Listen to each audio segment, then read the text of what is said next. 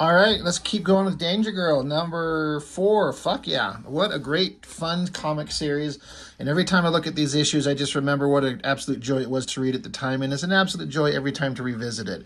I said this before, and you can disagree with me all day. It's a perfect comic book series. And what do I mean by that? I mean that the artist knows his audience, the artist knows what he likes, and he knows how to draw what he likes and how to put together a book that is a perfect balance of everything he likes and create something kind of different and unique that no one else was doing at the time. And in that respect, it's a perfect comic. It's not Watchmen or Dark Knight Returns or anything like that. It's a silly book. I've mentioned this. It's no secret. Everyone knows this. It's Charlie's Angels mixed with James Bond and Indiana Jones and G.I. Joe and just Steven Spielberg action adventure movies.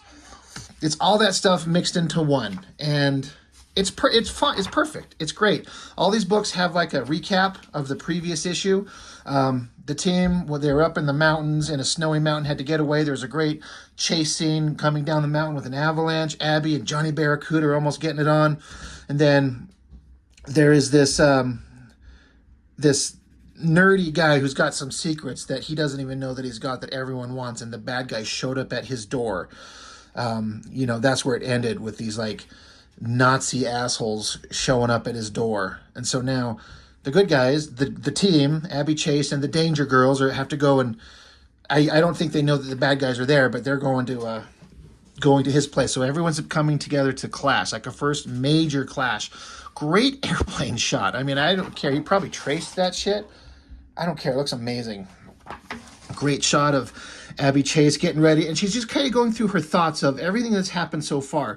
How she met the Danger Girls and the adventures that they've been on, and all the steps and all the things that she's starting to piece together and understand. But also she's kind of doubting herself. She's like, I don't know why I am here. I'm out of my league here. I don't know who all these like spy people are. I'm just, do they really need my help? She's kind of doubting herself. So it keeps going as she it does like a breakdown again of the characters. And I like these little things where they got like Abby's face in different expressions as she thinks about the 4 main characters that she's interacting with. She's like Sydney Savage, Danger Girl, Sassy Quick, and the authority on bullwhips. Sydney manages a cool persona no matter how intense the situation. Thankfully, Sydney and I are seeming to click. Then I like this like look of like disgust right there. Weighing in at a guesstimated 185 pounds is Johnny, the guy who adamantly refers to himself as the Barracuda. Hopefully, sometime soon, Johnny's Titanic Eagle will follow the fate of the ship. Damn, too soon. I can't believe I almost kissed him. Ick. Silicon Valerie, the Doogie Howser of computer science. Who remembers Doogie Howser? Our favorite PlayStation junkie could move on to anything at this point. Microsoft, NASA, Starfleet Academy, anything. It'll never happen. Val's a Danger Girl wannabe. And then Natalia Castle, knife expert and self-proclaimed leader of the bunch. No matter how hard I try, Natalia just won't open up to me. I figure she just thinks I'm an embarrassment. I can't say I blame her. So a little bit of like characterization of who these people are and their relationship to the main character, Abby, and kind of the struggles that are coming along. And she has this moment where she talks about how Natalia just doesn't open up to her. But then Natalia comes up to her and says, hey, look, I wanted you to know that you've been actually doing really well. Thank you for everything you've done. I hope that we can be friends. And Natalia gives her like this ring for whatever reason. I mean, I know what the point of it is later, but I don't know. Somebody comes up and slips a ring in your finger. Can we be friends? I'd be like, is you gay? Are we getting married? And they're both into it. So, all right. And then I like this shot of all of them like getting weaponized and ready to go. Like you see a knife, and then Natalia's sliding into the sheath.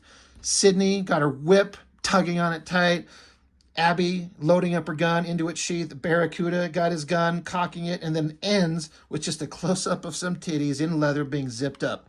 J. Scott Campbell knows exactly what he's doing, and I am so glad that he's doing it. It's perfect. It's got obviously like a cheesecake, like kind of satirical, sexy vibe. It's totally intentional, and it works. I am completely on board for it. He's not trying to hide it and pretend that it's not there. Boom! Holy shit! The nerdy guy, Eddie Owen is his name, and the Nazi scumball showed up. And one of the things I really liked is I've said this before. In fact, I've said it very recently in some of the X-Men books I've been reviewing, where I hate the way that they write the dialogue, the dialect when they have like an accent, like Gambit's Cajun Creole, bullshit. Like I can't stand them. But in this case, they have this girl and she speak with a I almost said Russian, Jesus, a German accent, and the way that they write it out, it kind of works. Now, maybe part of it, it could be hypocritical of me. Why does it not work on Gambit, but it works here? The X-Men books seem to be so deadly serious, and these books are kind of lighthearted, goofy fun. But she says, instead of like a W for the word wouldn't, they put a V for wouldn't. So it says, no, I wouldn't say it's necessary to proceed in this fashion, Mr. Owen. Instead of Owen, it's O-V-E-N. But if you continue to stonewall us, the major doesn't have a choice. So I completely am on board with that. It sounds like a German accent, maybe a stereotypical German accent, but whatever. She's like, so you are prepared to cooperate? Where is the artifact? So he's like, I'll help you, but I don't know what the fuck you're talking about. I like how this big Major Maxim, I think is his name, but he's just holding him upside down. All these like nerd gadgets are just pouring out of his pockets. I think that's great. But the guy's like, I don't know what you want. I don't know what you're talking about. She's like, all right, well, then we'll have to search the place under our own discretion. And so he's like, God damn, would you be careful? Show a little respect. And they start throwing his bookcases around. And he freaks out. He's like, motherfucker. He's super pissed off. I actually think that's super, super fun. But this guy's obviously like a total nerd. He's like, my Beowulf pewters, my Black Valkyrie talisman, my REO Speedwagon albums. So he goes up to this Major Maxim and he gets in his face and starts poking in his chest. And this Maxim guy's looking at him like, what in the fuck? This Owen guy's like, God damn it, you're going to pay for that shit, Leatherface. You're going to pay for that shit if they have to take it out of your ass. And Major Maxim's like, your insolence has exhausted my patience. So I feel like he's very Darth Vader. And, Maxim's like, my authority is indisputable. So then we cut back to the Danger Yacht. And we got Sean Connery up here, circa Medicine Man, because that's the outfit that he's wearing here. And this is clearly a Sean Connery. And this guy, Ninja Guy,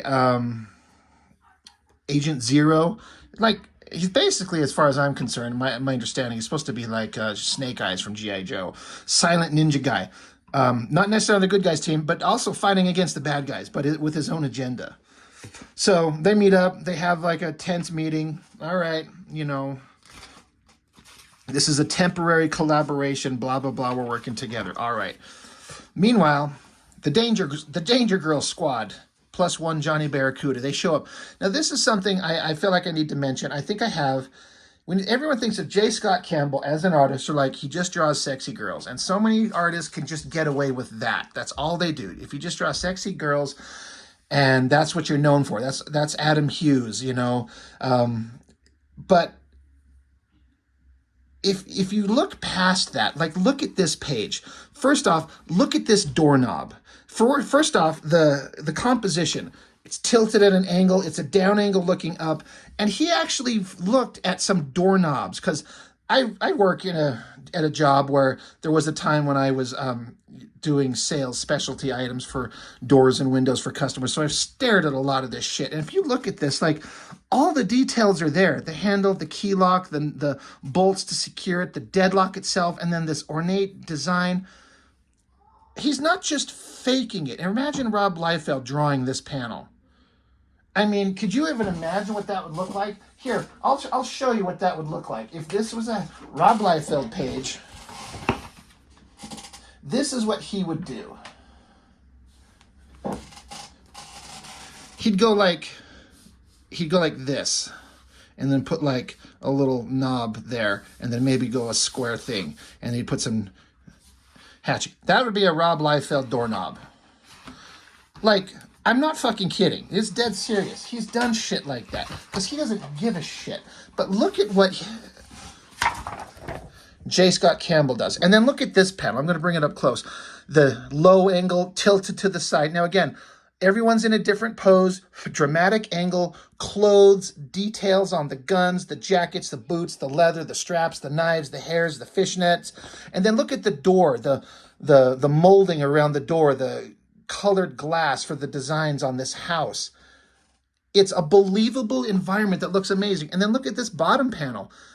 Like it's an environment that looks real, that's been, invaded and messed up. Like there's the fireplace, chairs tipped over, lamps, papers, doors, cracked mirrors, stairs.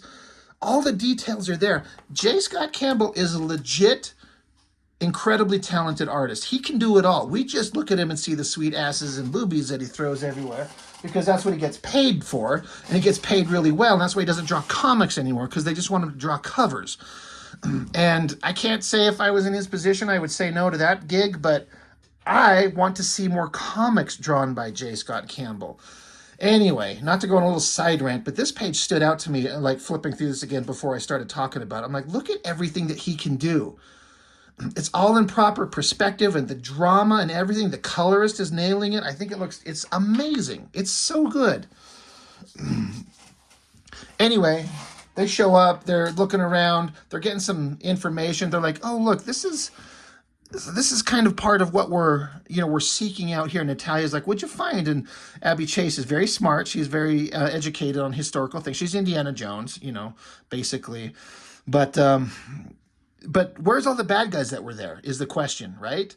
The Danger Squad showed up, but where's the bad guys? Silicon Valerie, she goes into another room, and you see, this is Agent Zero, Snake Eyes on the other page. He's got an opposite, an equivalent. This guy, I can't remember his name. It'll come up, but he's basically like Storm Shadow from G.I. Joe, but he's hanging upside down with like a wire to throw around her neck. But when she gets turned around real quick, he tucks himself up. So it's a sneaky little way to show that they're still there, and our crew doesn't know it. Really cool. Anyway, they run into the Eddie guy, the guy who owns the house, who got roughed up. He's unconscious. And so they wake him up. He's like, Sir Galahad Owen has suffered damage, needs hit points, healing capability. And it's kind of like a distorted vision. And then he comes to his senses, and he's like, wakes up to see four, but, three of the hottest babes you've ever seen. And he's like, Gad Zeus. He's like, damn, right? Come on, that's what we'd all do. They're waking up, he's coming to his senses, and then you see more of the bad guys hiding in the corners. And so there's an information dump. Eddie's got some secrets. He's like, I do know what they were after. I just kept it hidden. I didn't break. So he opens up a secret passageway in his house, and there's this freaking helmet. It's like, holy shit, this is what we're looking for. This is a big deal. This is important. And then, but as Abby looks at, in the reflection of the helmet, she can see a reflection of the bad guys behind her. So she's like, oh shit, throws the helmet to the guy, turns around, and just starts shooting. This is what I like about Abby Chase. She is a girl she's like Indiana Jones. She doesn't hesitate. She doesn't turn and scream and wonder. She just grabs her gun and starts unloading. She starts firing bullets. We know these are bad guys, and we got to start fighting. Barracuda, he gets going on there. Bad guys in the shadows shooting their machine guns. Abby jumping to the side, shooting boom, boom, boom, boom, boom. Abby ends up backed up against the wall. It shows outside the bad guys, cut like a power line, kills the lights to the house. And while Abby's backed up against a wall, big giant hands smash out from behind her and grab her. She's screaming and freaking out. There's Major Maxim.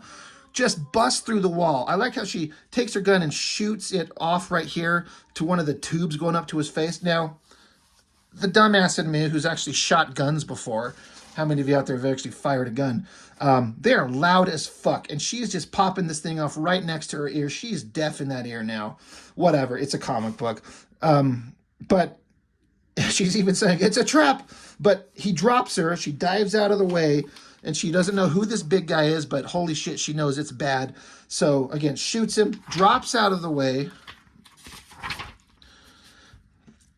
And Sydney grabs her whip, snaps it onto Major Maxim's arm to hold it up, and then Abby just dives gets her gun and just unloads it into the guy's chest. Boom, boom, boom. Just whatever is like this goo is oozing out of him. They're like, what is this guy made of? They're like, whatever this is, it ain't blood. So Maxim's like, all right, my turn. Still got the whip attached to his wrist, throws it, flicks her around. One of the bad guy, just generic soldiers, shows up, takes the helmet from Eddie, and as Sydney gets flung around, she runs into the guy who just took the helmet from Eddie, and he lands in the fire pit, so he's burning, and he goes running. So there's like funny humor here, like he's running with his hands on fire. He's like, yeah, and then the German chick, she's like you Dummenkopf, grab the helmet.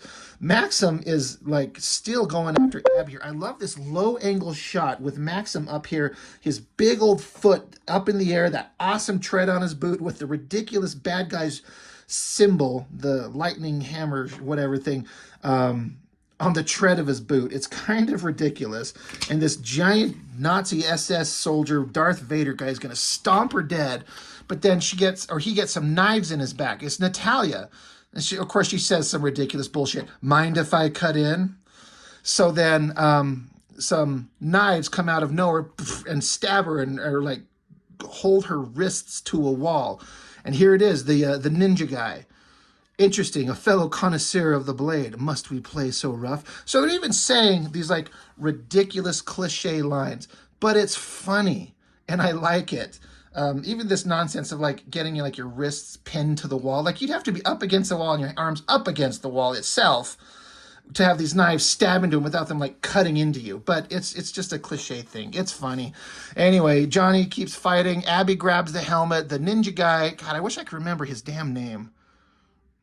It'll come up. Anyway, throws like a bolo thing, wraps up her legs, and the helmet goes flying, bonks into another one of these bad guys. And ninja guy, like he throws down a little tablet of like smoke, kind of like Batman. Pff, smoke goes everywhere. Barracuda goes running for it and dives into the smoke, but ninja guy's gone. Like he's just not there. And then he comes down out of the air, slams down on top of Barracuda, knocks him out. So our team has lost, which is, part of the fun drama. So here, a great shot. I love the coloring. This looks so good. They take Sydney, the Australian girl with the whip, for whatever reason. They take her, and they got Barracuda. And they walk out. He's kind of on fire a little bit. The house is on fire. And let's see. Major Maxim here, he's saying, our anonymity is crucial. No one escapes. No trace of our presence can remain. Prepare my destructonaut. You're like, what? And then the ninja guy, he's like, hey, we've got the helmet. We've got the thing we were looking for. And he's like, all right, I'm going to finish these guys off. Meanwhile, inside the bay, inside the house, they've kind of left the Nazi girl. And she's still trying to get the rest of the Danger Girls, Abby, to show herself. If you don't show up, I'll kill your friend here. And she's like, well, the house is burning. So Abby's like, God damn it, there's no time. What do we do? This Nazi girl is going to kill my friends. The house is burning. But meanwhile, what they don't know is that Major Maxim, he's like, we need to dispose of any distraction. We can't let people know that we were here. So he's going to basically take out the house is what he's getting at, but with his own his own comrade inside there. So, all right, that's kind of fucked up. You see Maxim in some kind of vehicle, shifting gears. These giant tank treads start churning. A big log falls down on top of the Nazi girl, sends her to the ground. And then what do we see outside? It's like a giant tank version of like a Cobra Hiss. Is that what they were? With those tank treads like that? But it's pushing the house off this cliff. So now why is this house built on this cliff? I mean, this isn't how houses work. I mean, you can build things on ledges like that, but it doesn't just get pushed off and slide off. But that's not the point. The point is that the dramatic kind of cartoony fun of this. So the house is creaking, cracking, breaking up. Abby's like, holy shit, we gotta go. The Nazi girl who got the board dropped on top of her, she's still got a gun. She's got like this old school World War II, like German guns, kind of ridiculous, but whatever. It's a comic book. We're having fun. she's got the gun pointed at Abby, and Natalia sees this. She sees the gun pointed, and you know, the Nazi girl, she's like, die American. She fires, so Natalia jumps in the way, shoves Abby out of the way, and takes a bullet to the back. Boom, pow. And they're like, oh God, Natalia. And like blood kind of squirts everywhere. The drama, the action, the coloring all sell it really well. And then Natalia, this great shot of her like mouth open, she falls to the ground, blood everywhere. The ground cracks open and the house splits into two. What a great shot. This like down angle looking up, lightning bolts coming this way, house shattering, falling apart. It says, who will survive this cataclysmic cliffhanger? Find out in the next thrilling issue of Danger Girl. So what a bunch of fun. Absolute joy to read. All these cliche things, but it's drawn so well. It's fun, it's lighthearted, it's perfectly balanced. J. Scott Campbell knows exactly what he's doing, and he can draw anything, and I am having the greatest time reading these books. Bunch of fan art, all kind of fun. That's always a fun thing to see. But Danger Girl, so fun. It's just such an enjoyable series. I can't recommend it enough to anyone. If you love comics that are fun and enjoyable, you know, a simple read, but endlessly rewarding to revisit it over and over. It's just fun. It's great. I can't recommend it enough. So that's all I've got. Thank you so much for watching, and see you next time.